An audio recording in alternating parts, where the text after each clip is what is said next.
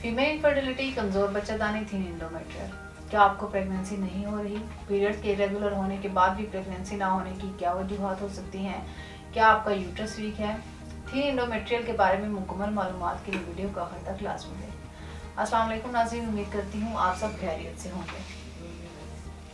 नाज़रीन, आज मैं थिन एंडोमेट्रियल के बारे में बात करूंगी। कुछ फीमेल में पीरियड्स भी रेगुलर होते हैं और ओवुलेशन डेज भी इन्हें कंफर्म होते हैं, लेकिन इसके बावजूद भी प्रेगनेंसी नहीं हो रही होती।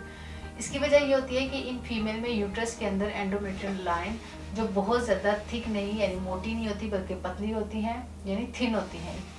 ये नॉर्मल 4 से 5 मिलीमीटर की होती है और पीरियड्स खत्म होने के बाद ये ग्रेजुअली मोटी होना शुरू हो जाती है और पीरियड्स के 2 हफ्ते पहले यानी ओवुलेशन से पहले ये अप्रोक्सीमेटली 9 मिलीमीटर की हो जाती है। ये बच्चादानी की सबसे अंदरूनी दीवार होती है। ये दीवार बहुत ज़्यादा ज़रूरी है क्योंकि जब ज़ाइगोट स्पर्म के साथ फर्टिलाइज होता है तो ये इस जगह जाकर अपनी पोजीशन बनाता है, यानी वहाँ जाकर इम्प्लांट हो जाता है।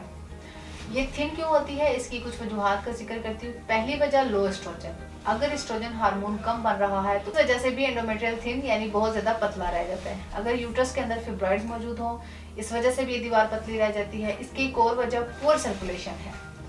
अगर बच्चेदानी की तरफ ब्लड सप्लाई अच्छी नहीं है तो इस वजह से भी ये प्रॉब्लम आ सकता है। इसके अलावा अगर कोई पहले पेल्विक ऑपरेशन हुआ है यानी बच्चेदानी के ऊपर कोई ऑपरेशन हुआ है, इवन अगर औरत की मिसकैरेज की वजह से डीएनसी हुई है या कोई भी ट्रॉमा हुआ है तो इस वजह से भी एंडोमेट्रियल लाइंस बहुत ज़्यादा पतली रह जाती हैं। अगर इस जगह कोई भी इन्फेक्शन मौजूद है जिसे हम PID कहते हैं, इन तमाम वजूहात की वजह से भी बच्चेदानी की बाल बहुत ज़्यादा पतली रह जाती हैं। इसके अलावा भी बहुत सी वजूहात हैं, जैसे कि पुअर डाइट लेना, रिच आयरन खानों का इस्तेमाल ना करना, इसके अलावा बच्चेदानी में जाले मौजूद हों या कुछ ऑर्गन्स आपस में चिपके हुए हों या किसी भी इन्फेक्शन की वजह से, तो इसलिए भी ये लाइंस बहुत ज़्यादा पतली रह जाती हैं।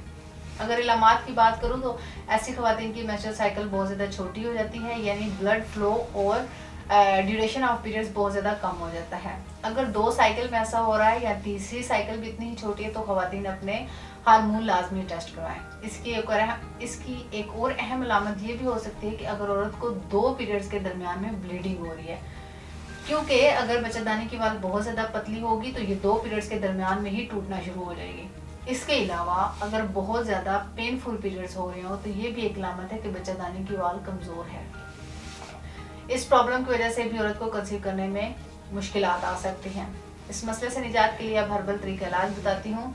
थिन एंडोमेट्रियल के तमाम अलामात और वजूहात को सामने रखते हुए तहसील दवाखाना काबिल मरीन हुक्मा और मेडिकल बोर्ड की टीम ने बेौलादी के मशहूर रूहानी मौलाज हकीम और डॉक्टर तारिक महमूद तासीर की सरपरस्ती में मुख्तलिफ किस्म की जड़ी बूटियों पर तहकीक और रिसर्च के बाद इन तमाम प्रॉब्लम के खात्मे के लिए कामयाब इलाज मुतारिफ करवाया और इस बात को यकीनी बनाया कि औरतों में हमल से मुतल्लिक तमाम मसाइल को ख़त्म किया जा सकता है। तहसील दवाखाना से इलाज के बाद बहुत से बेऔलाद जोड़े औलाद जैसी नेमत से सरफराज हुए और ये हर्बल इलाज खवातीन में हार्मोन्स को मुतवाज़ा रखता है। इसके साथ साथ इसमें शामिल कुदरती जड़ी बूटियाँ खवातीन के मेंस्ट्रुअल साइकिल को रेगुलर करती हैं, जिससे ना सिर्फ ब्लड फ्लो ठीक रहता है बल्कि ओवुलेशन भी प्रॉपरली होती है।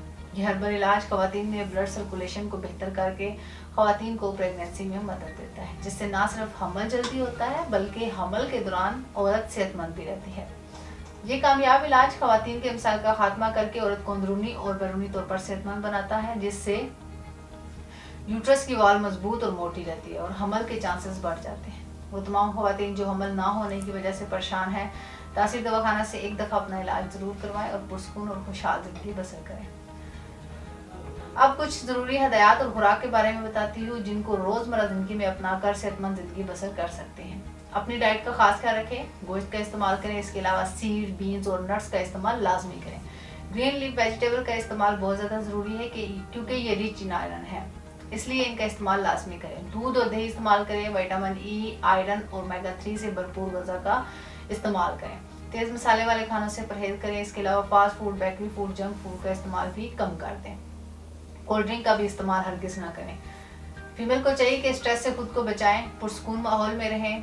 नाज़रीन, अगर आप भी बांझपन या किसी पेचीदा पोशीदा मसले का शिकार हैं तो देर ना करें, बल्कि आज ही तहसील दवाखाना तशरीफ़ लाएं और मुकम्मल चेकअप के बाद अपना इलाज करवाएं। मज़ीद मालूमात और रहनुमाई के लिए स्क्रीन पर दी गए नंबर्स पर रब्ता करें और हमारा YouTube चैनल तहसील दवाखाना विजिट करें। अगले प्रोग्राम में एक नए मौजू के साथ दोबारा आपके सामने हाजिर होंगी। तब तक के लिए अपना ख्याल रखिए। मुझे इजाज़त दीजिए। अल्लाह हाफिज़।